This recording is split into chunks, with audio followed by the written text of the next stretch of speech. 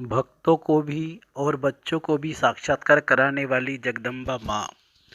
बुरहानपुर, महाराष्ट्र से ब्रह्मा कुमारी सुधाबेन जी अपना अनुभव इस प्रकार लिखती है कि मेरा लौकिक जन्म अमृतसर से एक संपन्न धार्मिक परिवार में हुआ। 8 वर्ष की छोटी आयु में ही मुझे ज्ञान मिला। तब से ही अनेक साक्षात्कार होते थे। बचपन से ही बाबा से और यज्ञ से बहुत प्यार था। यज्ञ में छोटी छोटी सौगातें भेजते रहते थे। प्यार से बाबा मम्मा को पत्र लिखते थे। रिटर्न में बाबा मम्मा भी बहुत प्यार से याद, सौगात पत्र आदि भेजते थे। वे कहते थे कि कौन सी बच्ची है जिसने बाबा को देखा भी नहीं और बाबा से इतना प्यार है। आखिर वह दिन आया जब मैं मधुबन पावन धाम पहुंची। बाबा मम्मा से मिली। मैं दृष्टि लेते लेते ध्यान में चली गई। फिर बाबा ने मुझे कहा कि यह कल्प पहले वाली बच्ची है। बाबा के पास आ गई। शक्ति स्वरूपा दुर्गा माँ। मम्मा को देखते ही उनका शक्ति रूप, तेजस्वी रूप और मातृ प्यार खींचता था। वो पवित्रता की मूर्त थी, धीर, गंभीर तथा बाबा के हर कदम का अनुसरण करने वाली शेरनी शक्ति महसूस होती थी। भक्ति मार्ग में हम दुर्गा स्तुति पढ़ते थे तथा नवरात्रि में 9 दिन व्रत रखते थे। मम्मा हमेशा मुझे दुर्गा रूप में दिखाई देती थी। वो हमेशा हमारे में शक्ति भरती थी। मेरे लौकिक मामा जी के निमंत्रण पर मम्मा जब दिल्ली आई तो वह उनके साथ रहने का सौभाग्य मुझे मिला। मम्मा कन्याओं में शक्ति भरती थी और कहती थी, शिव बाबा का नाम बाला करने वाली शक्तियाँ सेवाधारी बनो। यह सुनकर सब कन्याओं को बहुत नशा चढ़ता था। एक बार मम्मा दिल्ली में आई हुई थी। बहुत धूमधाम से उनका स्वागत हुआ। एक भाई ने साबुत नारियलों पर चांदी का वर्क चढ़ाकर उनकी माला मम्मा के गले में पहनाई और गीत बजा, तू है जगदम्बे काली खप्पर वाली। मम्मा उस भाई को दृष्टि देती रही थी। मम्मा का स्वरूप बड़ा शक्तिशाली था। वो भाई मम्मा के नज़दीक जाना चाहता था। मम्मा ने कहा, बच्चे माँ को पहचानते हो?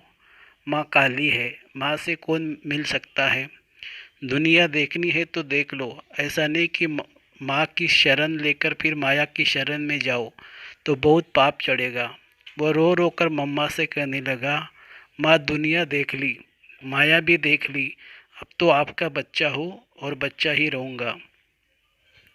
दिल को आराम देने वाली दयामयी माँ। मम्मा उबला हुआ ठंडा पानी पीती थी।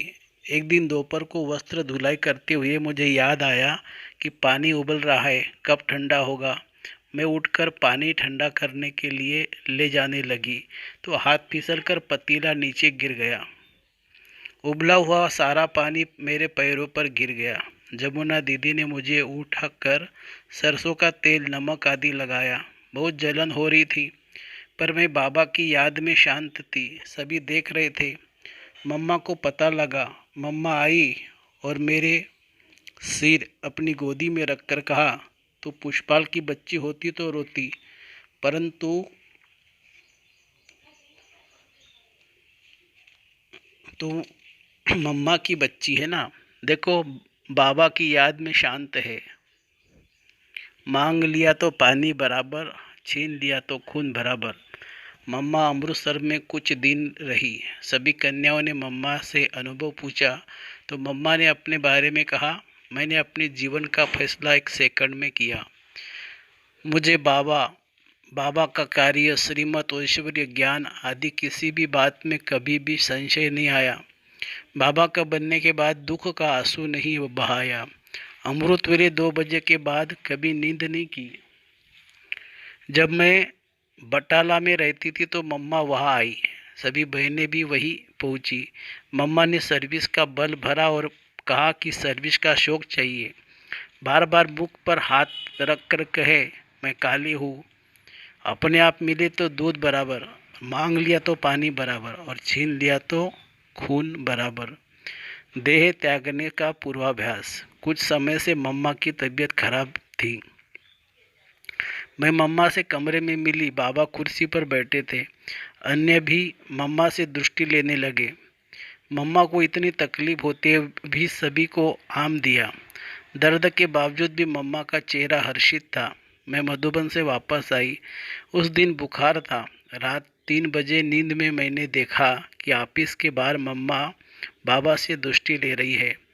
आंखों से प्रेम के आंसू बहाते हुए मिल रही है। मेरे मन में आया कि मम्मा ठीक हो गई है और बहुत दिनों के बाद बाबा से मिल रही है। मैंने क्लास में सभी से कहा, मम्मा से मिलने मधुबन चलते हैं। शाम को फ़ोन आया कि मम्मा अव्यक्त हो गई। मतलब यह है कि मम्मा शरीर छोड़ने से पहले कईयों को अव्यक्त रूप में मिली थी। कईयों ने मम्मा को उड़ते हुए देखा, कईयों ने जगदम्बा की मूर्ति से सफ़ेद वस्त्रधारी खुले बाल वाली का साक्षात्कार किया। भक्तों को भी साक्षात्कार कराया और बच्चों से भी मिलकर वतन में गई। जिस अम्बा माँ को संसार पुकारता है उस माँ को हमने देखा है। वर्तमान समय दुनिया जगदम्बा को माँ कहकर पुकार रही है। रात भर जागरण कर उसकी प्रार्थना करती है। उस माँ को हमने इन स्थूल आँखों से देखा, जाना, पहचाना, वार्तालाप किया, दृष्टि ली और पालना पाई। धर्मशाला हिमाचल प्रदेश की ब्रह्मा कुमारी उमाबेन अपना अनुभव सुनाती हुए कहती है कि सन 1964 में मम्मा से पहली बार मुलाकात हुई। उस समय मेरी आयु 18 वर्ष की थी। हम घर से ज्ञान सुनने के लिए सेंटर पर आते थे। पता चला कि 15 दिन के लिए मम्मा अमृतसर आ रही है। मम्मा से जब दृष्टि मिली तब लगा कि मुझ आत्मा के अंदर शक्ति भर रही है। मन खुशी से झूमने लगा। मुझे एहसास हुआ कि बिछुड़ी हुई मेरी माँ मुझे मिल गई। सच में मम्मा जगत की भी माँ थी। उसने उनमें बेहद का प्यार, बेहद की दृष्टि थी। उस समय मम्मा ने मुझे बुलाकर कहा, बच्ची सेवा करोगी, तुम सेंटर पर रहोगी। मैं सेंटर पर रहना उस समय पसंद नहीं करती थी। घर से आना जाना ही ठीक समझती थी। लेकिन मम्मा की इन बातों में इतनी रूहानियत, मिठास और प्यार था कि मैं ना नहीं कह सकी। मैंने कहा, जी मम्मा, आप जैसे कहेंगी वैसे ही करूँगी। उस दिन से मम्मा ने मुझे 15 दिन अपने साथ ही रखा। इन 15 दिनों में मैंने देखा कि मम्मा रोज़ अमृत वेले 2 बजे उठकर बाबा को याद करती थी। उनके साथ रहकर मैं इस दुनिया को भूल गई। मुझे खुशियों भरी जिंदगी मिल गई। मधुर भाषी शारदा अम्बा। मम्मा की वाणी इतनी सरल, मधुर और कशिश वाली होती थी कि सुनकर हमारे विचार ही बदल गए, हमारा जीवन ही बदल गया। उन जैसा बनने की प्रेरणा मिली। मम्मा में परखने की शक्ति और निर्णय करने की शक्ति बहुत तेज थी। मम्मा ने हमें परख कर प्यार देकर समर्पण करा दिया। मैंने जब मम्मा को देखा तो मुझे दिखाई पड़ा जैसे मम्मा सफ़ेद वस्त्रधारी अष्टभुजा वाली है। फिर रंगीन वस्त्रों में शेर पर सवार जगदम्बा का रूप दिखाई दिया।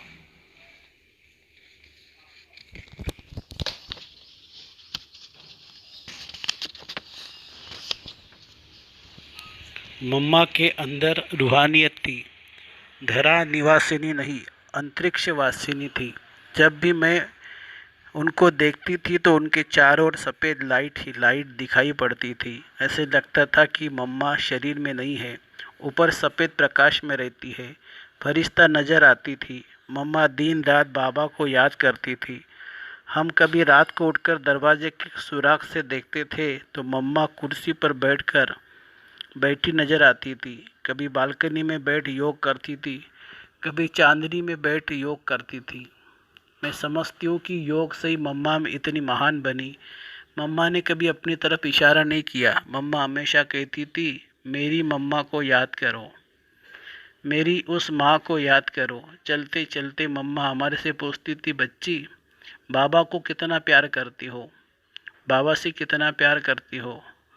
इस प्रकार ज्ञान की लोरी के साथ साथ योग का भी ध्यान खिंचवाती थी। मम्मा जब दृष्टि देती थी तो उनकी आंखें इतनी चमकती थी जैसे उन आंखों से बाबा देख रहा हो। मम्मा की दृष्टि से उनका संपूर्ण स्वरूप दिखाई पड़ता था। मम्मा ऐसे लगती थी कि यहाँ की नहीं है, वे ऊपर से आई है। वह देहधारी नहीं लगती थी, सूक्ष्म शरीरधारी लगती थी। उनकी दृष्टि में इतनी ताकत थी कि जिसको भी वे देखती थी उसके विचार ही बदल जाते थे। दृष्टि से जीवन सृष्टि रचने वाली मम्मा की निर्णय शक्ति बहुत अचूक थी। चंद्रमणि दादी कहती थी, मम्मा देखो ना, ये कन्या मैं और मेरी छोटी बहन सेंटर पर रहने के लिए तैयार नहीं है तो बहुत अच्छी, इनको ज्ञान भी अच्छा लगता है, रोज क्लास में आती है, लेकिन सेंटर पर रहने के लिए मानती नहीं है। आप ही कहो ना। मम्मा ने हमें दृष्टि देकर एक पल में ही परख लिया और प्यार और पालना देकर हमें बाबा पर कुर्बान करा दिया। उनको पता था कि ये कन्याएं प्यार की पालना से ही समर्पित होंगी। उसी आधार से मम्मा ने खूब प्यार और दुलार देकर हमारा परिवर्तन कर दिया। मम्मा विद्यादायिनी सरस्वती होते हुए भी छोटे छोटे बच्चों को भी बहुत रिगार्ड देती थी। सरल अर्थात निरंकारी थी। ऐसी थी हमारी माँ जगदम्बा सरस्वती। ओम शांति।